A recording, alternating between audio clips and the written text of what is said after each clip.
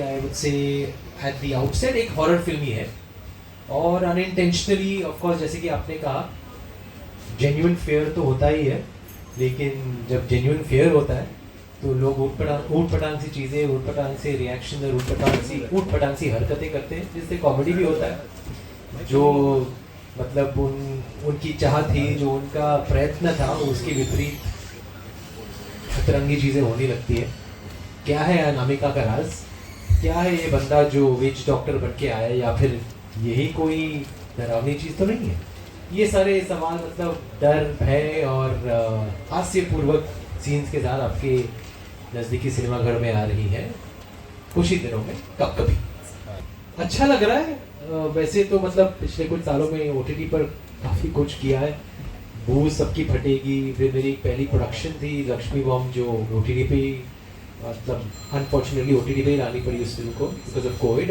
And then Marich लगी थी थिएटरों में, एंड पिछले साल 10 जून की रात। तो यस, अनकन्वेंशनल काम किया है, लेकिन कन्वेंशनली देखा जाए तो मेरी एक जेन्युइन थिएट्रिकल रिलीज हो रही है काफ़ी टाइम के बाद। अच्छा लग रहा है, बट आजकल फिल्मों का सफ़र मतलब थिएटरों तक सीमित नहीं रहता है, उसके बाद लोग सैटेलाइट ओटीटी पर भी देखते हैं।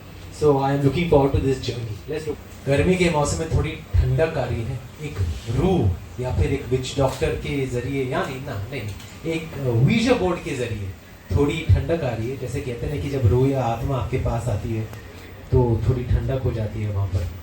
बोला गया है, मतलब आपको देखना पड़ेगा कि फिल्म में क्या होता है, लेकिन यहाँ मौसम तो बहुत ही ठंडा है, बाहर बहुत ही गर्म है बाहर, और हमें चाहिए थोड़ी ठंडक।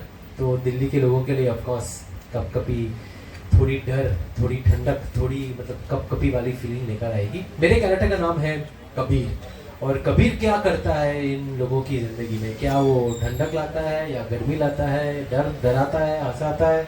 वो तो नहीं कहूँगा अभी, लेकिन इतना कह सकूँगा कि बहुत सारी अलग अलग भावनाओं को लेकर प्रस्तुत होता है वो इस घर के अंदर। और करने तो कुछ और आया है, वो अपने वेकेशन के लिए, अपनी मानसिक संतुलन के लिए वो आया है इस घर में, अपने दोस्तों के साथ रहने या फिर अपनी कज़न के साथ रहने। लेकिन